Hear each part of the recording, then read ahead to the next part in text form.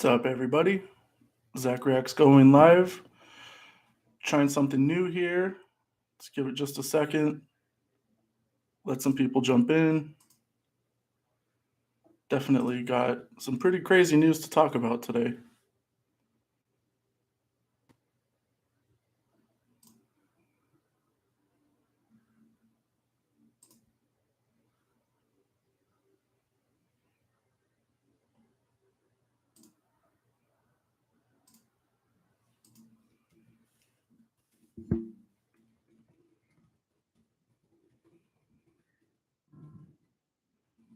Other than that, how's everybody's morning going so far?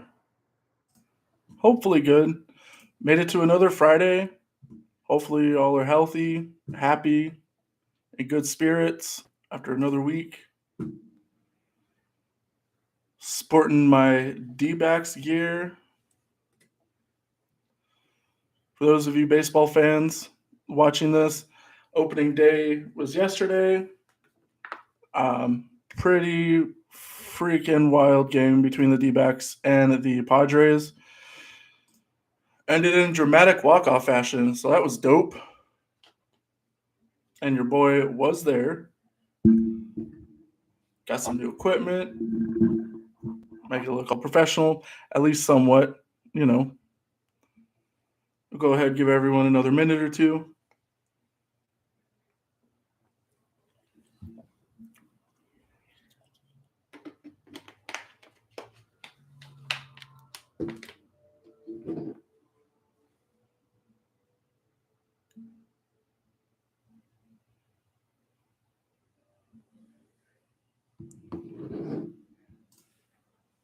And of course, quick reminder, we are going to have a Reacts video up later on this evening for Friday Night SmackDown and for AEW Rampage. Both set to be really good shows.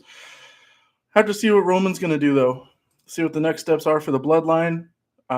See what's up, you know? All right, let's go ahead and just get started.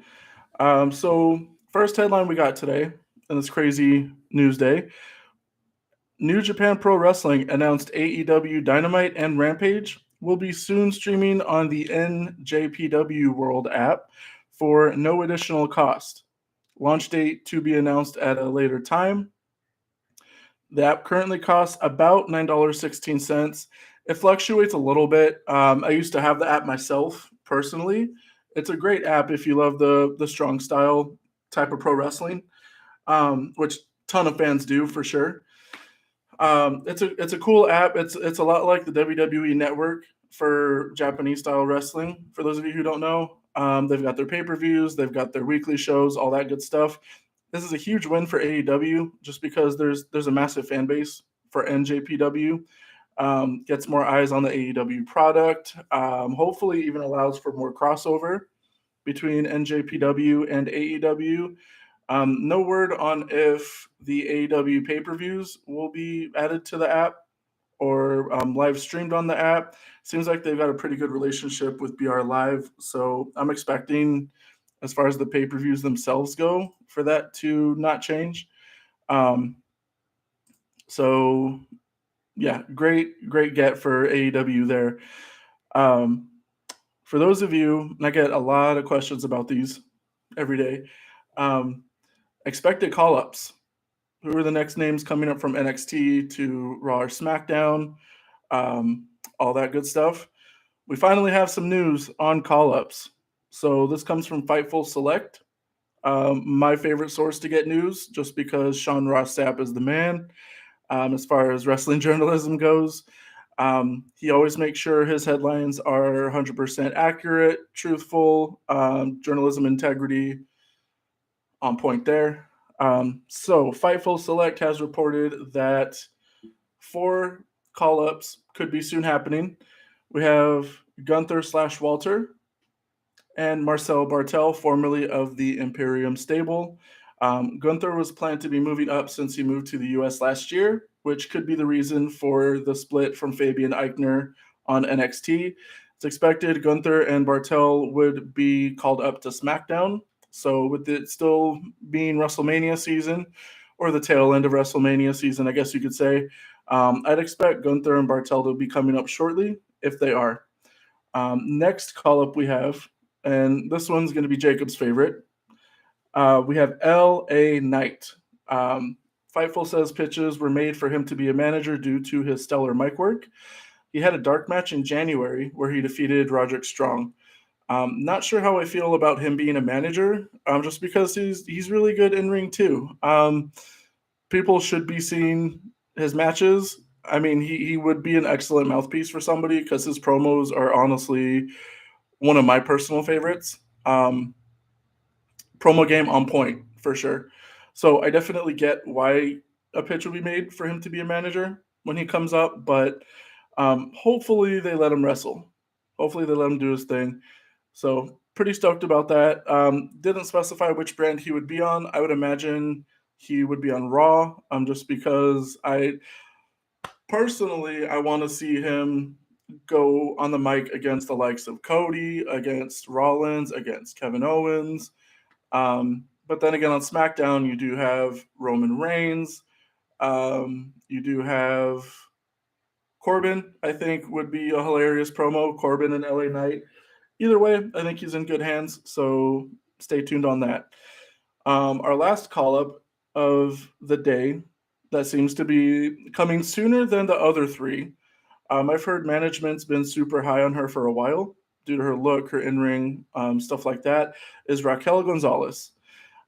She's expected to be called up shortly, so no brand was specified there. I would imagine that would be on SmackDown. SmackDown's women's division is a bit more lacking than Raw's. So if I was head of creative, I would more than likely put her on SmackDown. She had dark matches against Toni Storm in October and against Io Shirai in February, and was said to be very impressive in both. So Raquel Gonzalez, LA Knight, and Gunther and Marcel Bartel seem to be coming soon. So stay tuned on those. And one of the crazier headlines that's been going on the last, we'll say, week or two, I want to say, NXT 2.0's Nash Carter of MSK was released by WWE this week. So for those of you who don't know, I'll give you some of the background. His wife, Kimberly, has been posting on Twitter accusing him of domestic abuse. Brian Alvarez and Dave Meltzer of the Wrestling Observer newsletter say WWE released him for a pic that Kimberly posted of Nash Carter dressed as Hitler at a costume party, which, I mean,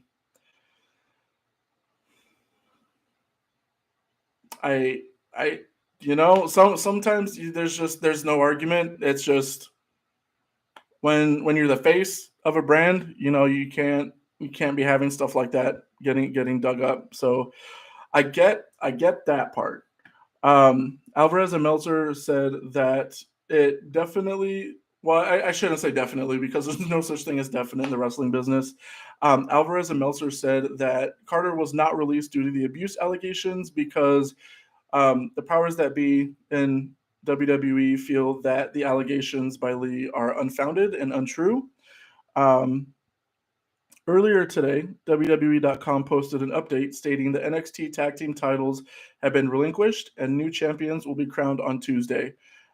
They did not make a formal statement yet on Nash Carter, on the allegations, or on the release.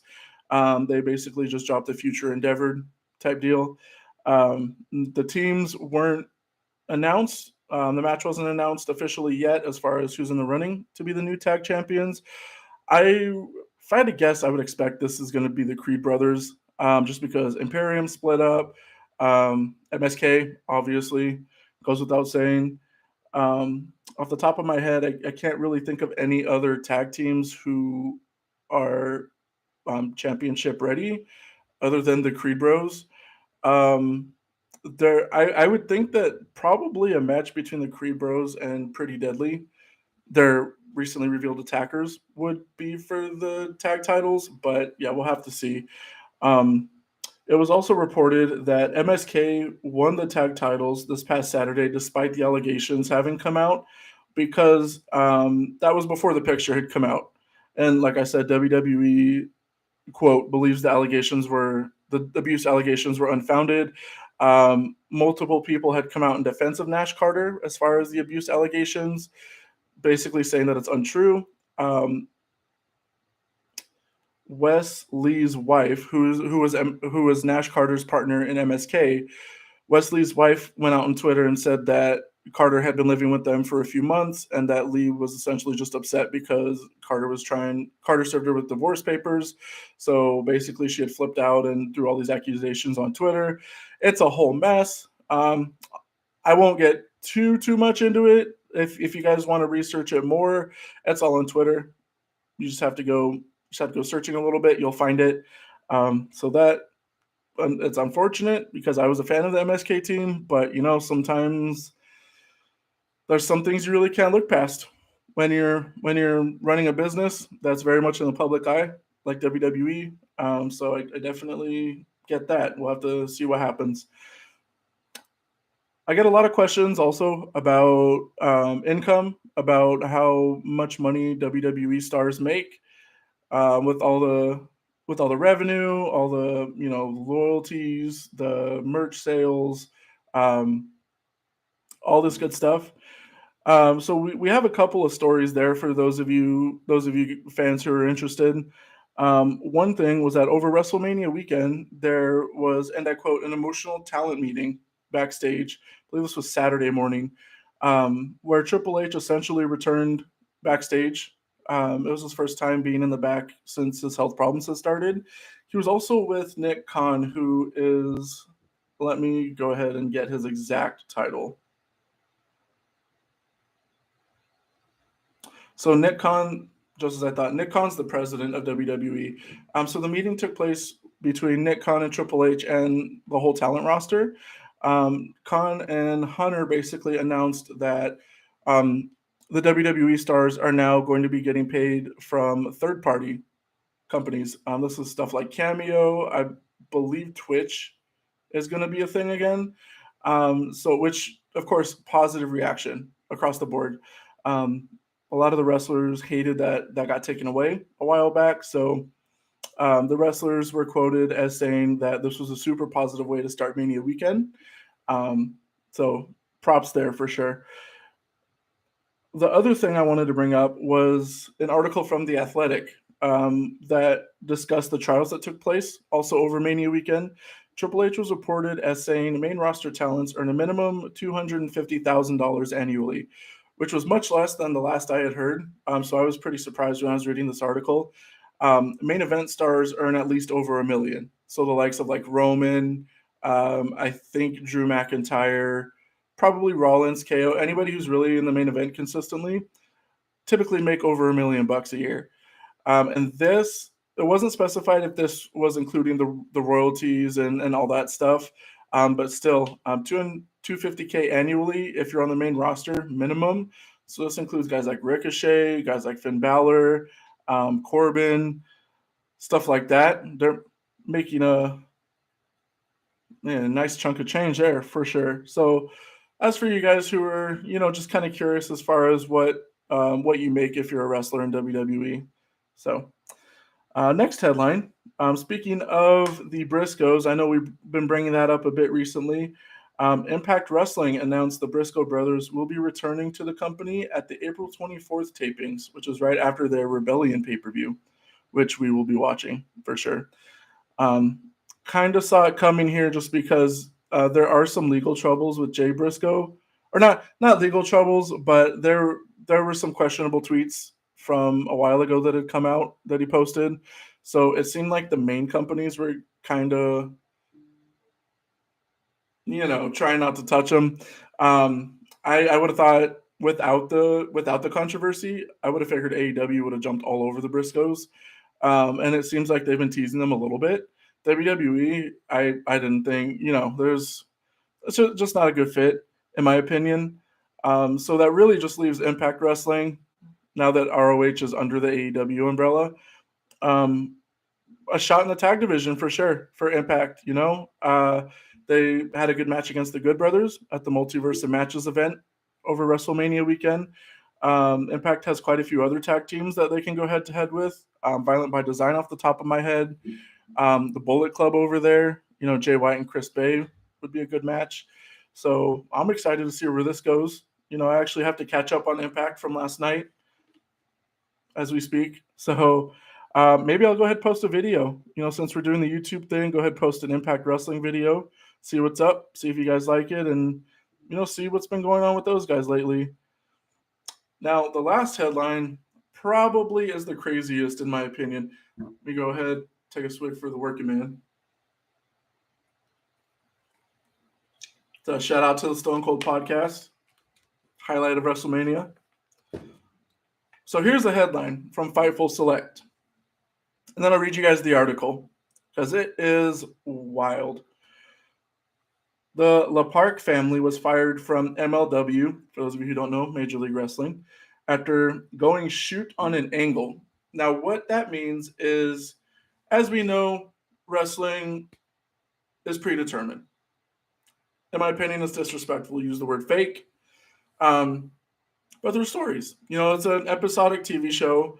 There's stories, aka angles. When you go shoot on an angle, that means that you make the angle real. You don't try to protect your moves. You don't protect your punches, your chair shots, what have you, right? So that's what that means. And La Parka is a wrestling legend. So I, as you might assume, was very shocked to hear about him doing something this unprofessional. So again, this article comes from Fight Select, who, $5 a month minimum to start. They have a couple tiers of memberships that come with a lot of cool stuff. I personally do the $5 a month just because I like having access to exclusive articles like this that you won't get it anywhere else. And no, I'm not a Fightful shill. I'm not working for them, anything like that. It's just they have the best information. And like I said earlier, Sean Ross Sapp and the good folks over at Fightful, their journalistic integrity is on point. So I never have to question if this article is real, if they just made it up, what have you. Anyway, so for those of you who don't know, and this is going to break the Lord Lightskin's heart, because this had La Park, a.k.a. La Parka from WCW, Wrestling Observer reported the news that La Park and his sons were all fired by MLW on April 1st, following them getting outright irresponsible during an angle. We're told that during a post-match angle, La Park and family attacked Jacob Fatu in what was a planned angle. However, real punches were thrown by Park, El Hijo de La Park, and La Park Jr., followed by a dangerous chair shot. Alex Hammerstone was said to have recognized this and went over to try to help, getting cracked with a chair in the process. We're told that backstage, Hammerstone was ready to fight all three, with the two sons angling off the 56-year-old Park. Davey Richards, who is an ER doctor, tended to those who needed it, which we're told was invaluable to the situation. Props to Davey Richards for being there, for sure. Those in the MLW locker room and on the staff tell us that Hammerstone and Fatu handled it about as well as possible given the circumstances, and that the Park family were lucky to not have it pursued even further. Nobody has been able to conjure up a motive for the attack besides that maybe La Park was teaching his sons to be intimidators and that he's long felt slighted for how he was portrayed in WCW and often looks to protect himself on US shows. We've heard from at least one other talent who said Park tried to shoot on them years ago, but we've heard of no other issues between Park and MLW until March 31st.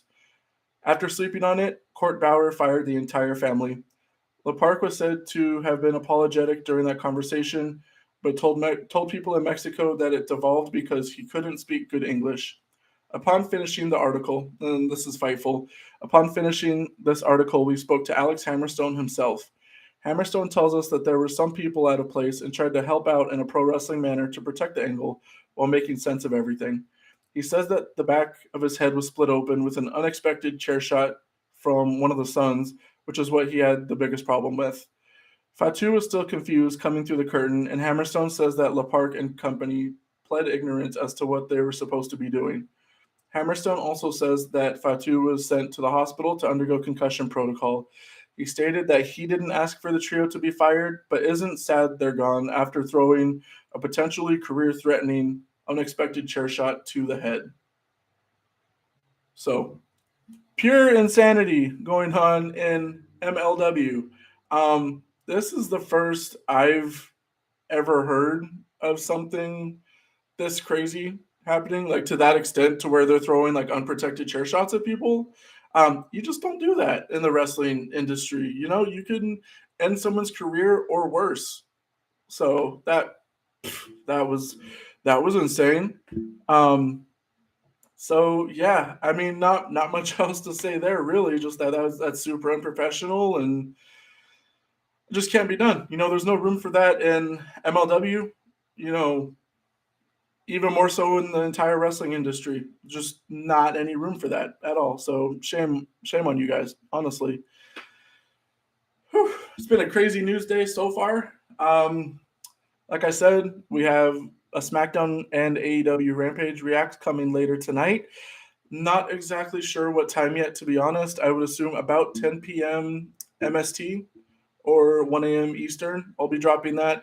Sounds about the time that I usually get to do the other reaction videos before we were on YouTube. So I would expect around that time. As always, I appreciate the love and the support from everybody. We'll see how this whole live thing works on YouTube. I'm digging it so far. It's pretty user friendly, pretty easy to work with. But other than that, I'll see you guys for the next video. I think I'm going to go ahead and go watch Impact Wrestling. Maybe I'll put that one up, give my thoughts on that one. But yeah, again, we have shirts available. We have hoodies. We have stickers, stuff like that. You can follow me on social media. I am on Twitter, Instagram, TikTok, and Facebook. All the same handle, Zach Reacts Live, Zach with a K. It's the only way to spell that. So, other than that, I'm going to go ahead and hop off. I'll see you guys later for the Impact Wrestling and the SmackDown and Rampage Reacts videos. Peace. Go D-backs.